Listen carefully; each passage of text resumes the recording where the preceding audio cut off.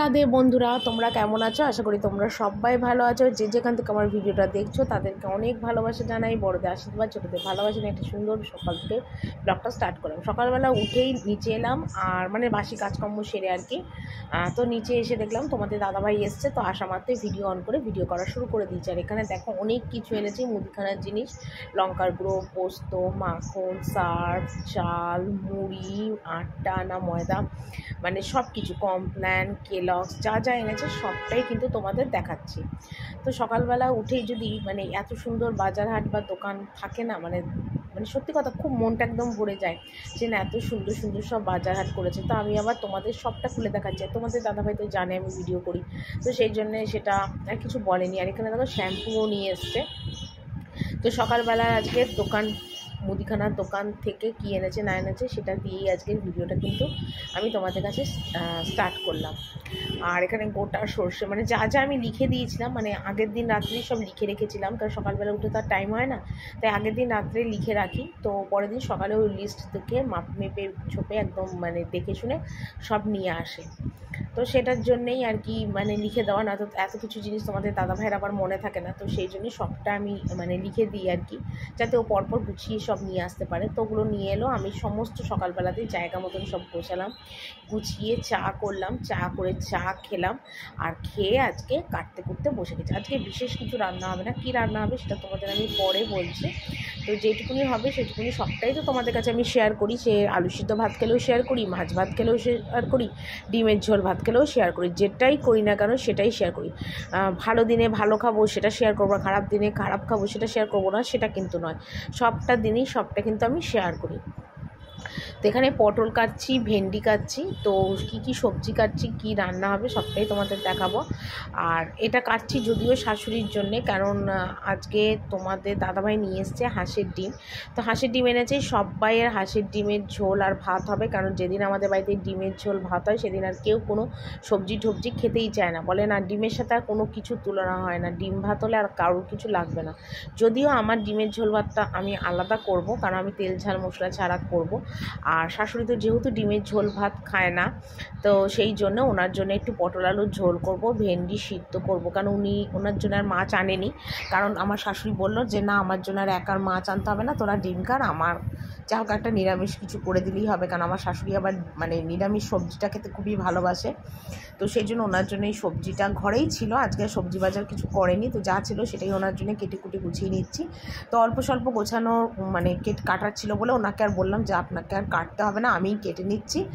আর গুছিয়ে আমার নিজের হাতে একা গুছিয়ে করতে গেলে আমার অনেকটা সুবিধা হয়। তো এক এক সময় চিন্তা করি যে বউ হলে হলো না, বউয়েরও কিন্তু অনেক দায়িত্ব থাকে, ছেলের বউয়ের বলো বা বউয়ের বলো, যেটাই বলো, অনেক কিছু কিন্তু দায়িত্ব থাকে, শুধু বউ হলেই হয় না। দেখো আজ কিন্তু আমি আমার নিজের ঘরের জন্য ডিমের ঝোল ভাত করতে পারতাম, কিন্তু করলাম না, আমি কিন্তু শাশুড়ির কথা ভেবেও সবজির তরকারিটা করলাম। এতে আমার এখন ভাত হয়ে গেছে, মানে তরকারি আর কি বিশেষ কিছু হবে না, কারণ যদি হাঁসের ডিম এনেছে, হাঁসের ডিমের ঝোল ভাত হবে আমাদের সবার, আমার আলাদা আর বাকি সবার আলাদা। আর আমার শাশুড়ি তো হাঁসের ডিম পেঁয়াজ রসুন খায় না, তো ওনার জন্য একটু আলাদা করে সবজি করবো, তো সেটা তোমাদের দেখাচ্ছি, কেটে কুটে গুছিয়ে নিয়েছি। তো আপাতত তোমাদের দাদাভাই ডিম ভাজা আর ভাত খেয়ে চলে গেল দোকানে, আর আমার ডাল ভাতটা নেমে গেছে, তোমাদের একবারে রান্না করে দেখাবো। ডাল ভাতটা নেমে গেছে, আর কী কী কেটেছি আর সেটা তোমাদের একবার দেখিয়ে দিই। এই যে ডিমের ঝোলের জন্য আলু কেটেছি, ডিমটা এখানে দেখো সিদ্ধ করে রেখেছি, এখানে পেঁয়াজ রসুন আদা কাঁচা লঙ্কার পেস্ট করেছি, এই ভেন্ডিটা শুধু শাশুড়ির মতন সিদ্ধ হবে, ঠিক আছে।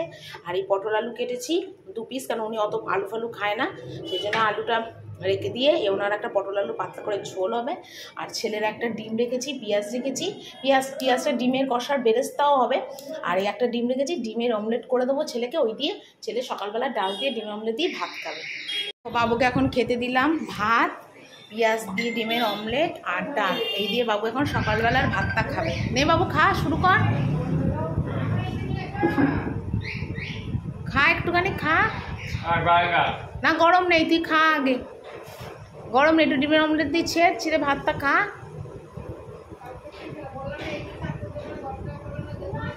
হ্যাঁ খা এবার, ঠিক আছে, ডিমের অমলেটটা খা একটু, ঠিক আছে, হ্যাঁ আচ্ছা। বাবুকে খেতে দিয়ে এখন আমি ডিমের ঝোলটা করে ফেলবো। আর তার জন্য তো আগেই তো তোমাদের দেখালাম যে পেঁয়াজ আদা রসুন সব বেটে গেছে, সেটাই দেখো ভালো করে মশলাটা কষাচ্ছি। আর মশলা কষার থেকে কিন্তু তেলটা ছেড়ে দিয়েছে। আর এখানে আলুটা আগেই ভেজে রেখেছিলাম, ডিমটা আলাদা ভেজে রেখেছিলাম, তো সেটা দেখো দিয়ে দিলাম। আর আগে থেকেই টমেটো সস টস দিয়ে একদম গরম মশলা গুঁড়ো দিয়ে রেডি করে রেখেছিলাম, কারণ এক হাতে ফোন ধরবো আর এক হাতে মানে রান্নার মশলা দিতে না খুব অসুবিধা হয়। তো সেই জন্য আগের থেকেই সবটা গুছিয়ে রেখেছিলাম। এবার দেখো সমস্ত কিছু তো দেওয়াই, এবার একটু ভালো করে কষিয়ে তারপরে ঝোল করব। পাতলা পাতলা ঝোল, আবার খুব ঘন ঝোলও করবো না, কারণ এতটা রিচ এখন আমাদের বাড়িতে না কেউ খেতে চাইছে না। কারণ আমার শরীর খারাপ হওয়ার পর থেকে সবাই খুব হুঁশিয়ার হয়ে গেছে যে না আমরাও তেল ঝাল মশলা খাবো না। কিন্তু কিছু কিছু রান্না আছে যে রান্নাগুলো একটু তেল ঝাল মশলা না দিলে খেতেও ভালো লাগে না, দেখতেও ভালো লাগে না। যদিও আমি কিন্তু খাবো না, কারণ আমার রান্নাটা কিন্তু সম্পূর্ণ আমি আলাদাভাবেই করব। তো সেটাই চিন্তা করলাম যে তোমাদের যেটা আগে বলছিলাম, শ্বশুর বাড়িতে কিন্তু শাশুড়ি মানে শাশুড়ির উপরেও যেমন একটা দায়িত্ব থাকে, সংসারের উপর একটা দায়িত্ব থাকে, তেমনি শ্বশুরবাড়িতে সব মানুষের প্রতি কিন্তু একটা দায়িত্ব কর্তব্য বইয়ের থাকে। তা আমিও সেটা পালন করার চেষ্টা করি, এক একজন এক এক রকম রান্না করি। তোমাদের আজকে দুপুরের রান্নাটা দেখিয়ে দিই। এখানে আছে দেখো ভাত আছে, এখানে আলু ভাজা আছে, আর এখানে দেখো স্যালাড কেটেছি, শসা পেঁয়াজ, আর এইটা কুচি কুচিটা হলো শাশুড়ির। এখানে দেখো পাঁপড় ভেজেছি, আর এখানে মুসুরি ডাল সিদ্ধ আছে, ভেন্ডি সিদ্ধ, আর পটল আলুর রসা, ঠিক আছে। আর এখানে আছে ফোড়ন দেওয়া মুসুরির ডাল, আর এখানে আজকে দুবেলার করে রাখলাম ডিমের ঝোল আলু দিয়ে, একদম পাতলা পাতলাই করেছি আজকে, খুব একটা রিচ করিনি আর কি। তো এই হলো আজকের আমার রান্নার দুপুরের মেনু।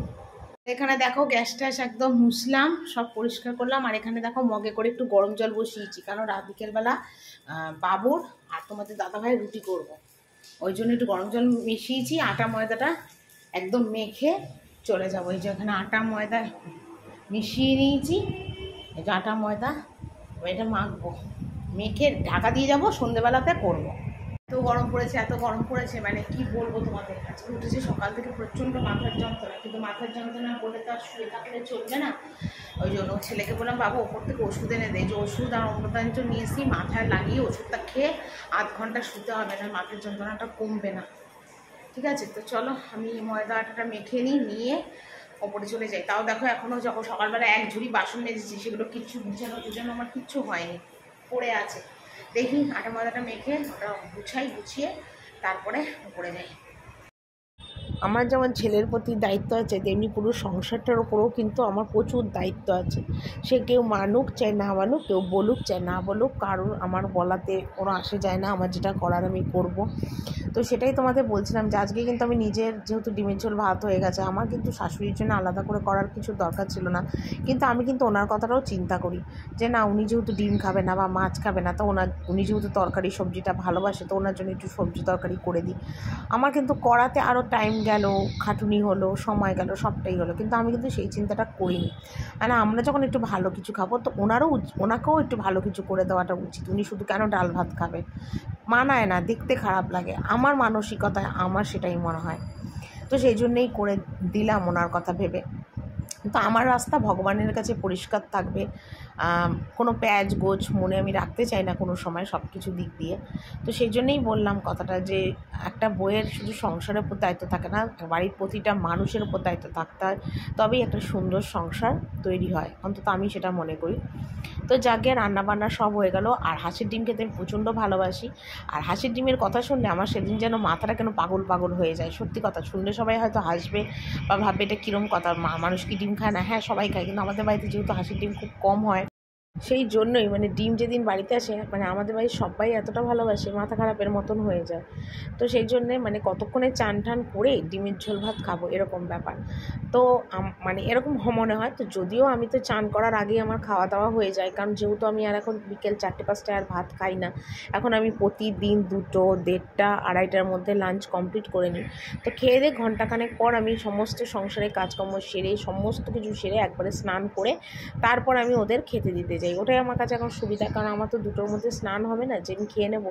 তো স্নানটা যেহেতু আমাকে পরে করতে হয়, তো সেই জন্য আগেই আমি খেয়ে নিই, কারণ টাইমটা আমাকে মেনটেন করতে হবে খাওয়ার জন্য।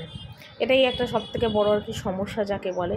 তো যাকগে এখানে দেখো ওপরে চলে এলাম নিচের সমস্ত কাজ সেরে, আর এসেই দেখো এখানে কিন্তু একদম বিছনা পাটি সমস্ত বালিশ ওষা টুসা সব খুলে দিচ্ছি।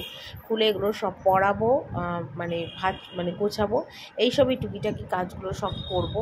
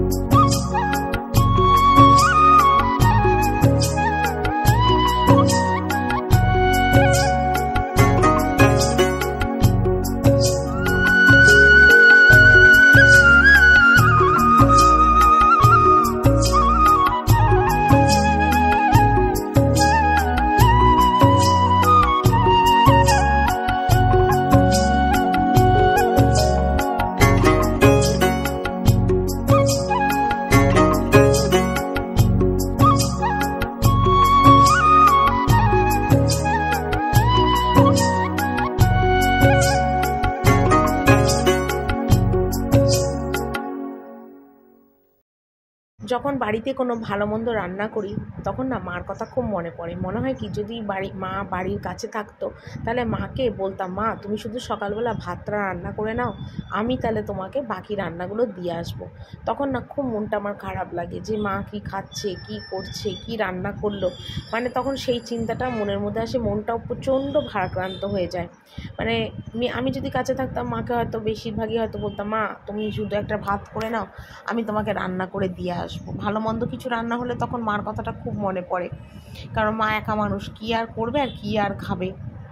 আরেকটা কথা হলো, শ্বশুরবাড়িতে থেকে বাপের বাড়ির জন্য বেশি চিন্তাভাবনা করলেও কিন্তু অনেক শ্বশুরবাড়ির থেকে সেটা পছন্দ করে না, এটাও কিন্তু আমি জানি। আর আমি যদি শ্বশুরবাড়ির থেকে রান্না করে বাপের বাড়িতে দিই তখনও সেটা সবার চোখে খারাপ লাগবে যে মার জন্য এত করছে, কিন্তু এটা কেউ বোঝে না যে যারা একটা মেয়ে হয় তাদের আর কোনো ভাই বোন থাকে না, তাদের কিন্তু একটা মেয়েকেই ছেলে সাজতে হয়, একটা মেয়েকেই মেয়ে সাজতে হয়, কারণ তাকে ছেলে মেয়ে উভয়ের দায়িত্বটা করতে হয়, কারণ তার আর ভাই বোন নেই। ভাই বোন দুটো চারটে থাকলে তো সবাই মিলে দেখতে পারতো না, কিন্তু যেহেতু আমি একা, তো আমার ওপরেই আমার মার ভালো মন্দ, ভালো খারাপ সব কিছুর দায়িত্ব আমাকেই সেটা করতে হয়, কিন্তু সেটা কিন্তু কেউ বোঝে না, ভাববে বাপের বাড়ি নিয়ে পাগল হচ্ছে। তো তাতে আমার কোনো আসে যায় না কে কী ভাবলো, কে কী চিন্তা করলো, তাতে আমার মা করা বা আমার বাপের বাড়ি করাটা আমি বন্ধ করব না। আর আমি যেটুকুনি করি নিজের ক্ষমতায় করি, আমি কারোর কাছে কোনো হেল্প সাহায্য কিছুই চাই না, এটাই অন্তত আমি সেটা মনে করি। তা আমি আমার মার জন্য তো করবই, সেটা আলাদা কথা, কিন্তু কিছু করার নেই, তো সেটাই করব। আর যাকে তোমাদের কাছে সেটাও শেয়ার করলাম। আর জামা কাপড়গুলো আর পাচ্ছিলাম না, দাঁড়িয়ে দাঁড়িয়ে ভাঁজ করতে পা টন করছে, সকাল থেকে একটু অনেক দৌড়ঝাঁপা কাজকর্ম করলাম, তো সেই জন্য বসে বসে এখন জামা কাপড়গুলো বিছানায় ভাঁজ করছি, কারণ অনেক জামা কাপড় জমে গেছিলো। তো সেগুলো ভাঁজ করে একবারে সমস্ত জায়গা মতো গুছিয়ে চলে যাবো একদম সজ্জা স্নান করতে।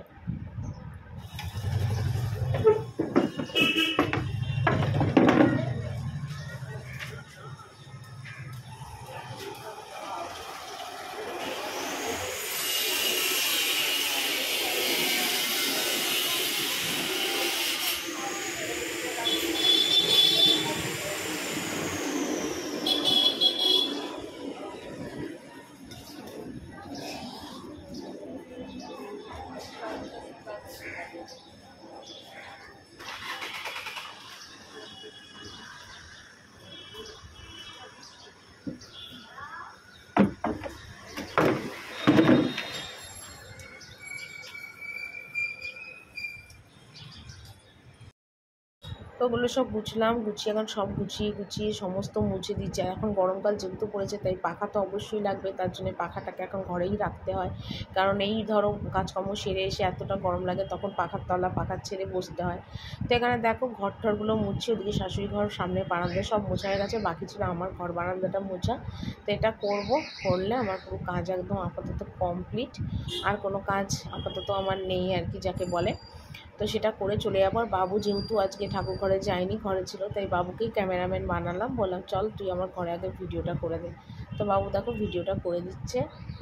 তো অনেকগুলো জামা কাপড় ছিল, সেগুলো চানের পরে চান করার আগে সমস্ত কাচ্ছি। আর কি বলবো আর তোমাদের, রাশিকৃত প্রতিদিনের জামা কাপড়, মানে এক এক দিন আর ইচ্ছা করে না, মানে মনে হয় কি থাক আজকে কাচবো না। যেদিন মনে করি জামা কাপড় কাচবো না, তার পরের দিন এরকম বালতি ভর্তি জামা কাপড় হয়ে যায়। আমার গা মোছা, বাবুর গা মোছা, জামা কাপড় পরা, গামছা, মানে অনেক জামা কাপড় বেরিয়ে যায়। কি আর করবো বলো, কিচ্ছু করার নেই। তো যাকে সেগুলো এখন কাচ্ছি। আর সমস্ত তো বারান্দার দড়িতেই মেলে দিই, ছাদে আর এত বেলায় কেচে আর মেলার প্রশ্নই ওঠে না। নয়তো আবার বিকেলবেলা সন্ধ্যেবেলায় জামা কাপড় তুলতে আবার ছাদে আসতে হবে, এত এক কাজ বারবার করতে আমার মোটেও ভালো লাগে না।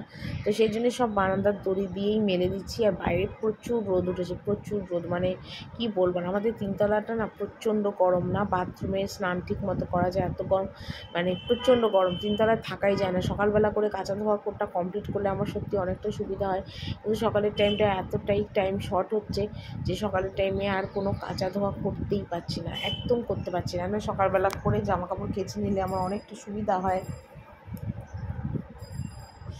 সারাদিনের সমস্ত কাজ সেরে বিকেলবেলা ছেলেকে নিয়ে চলে এলাম পার্লারে। এটা কিন্তু আমার জন্য নয়, ছেলের জন্য। ছেলের চুল দাড়ি সমস্ত কাটাবো, কারণ পুরো চৈত্র মাসটা যাওয়ার পরে চুল টুল কিছু কাটানো হয়নি। তো যেহেতু বৈশাখ মাস পড়ে গেল, তো তাই চুল দাড়ি কাটাতে এলাম।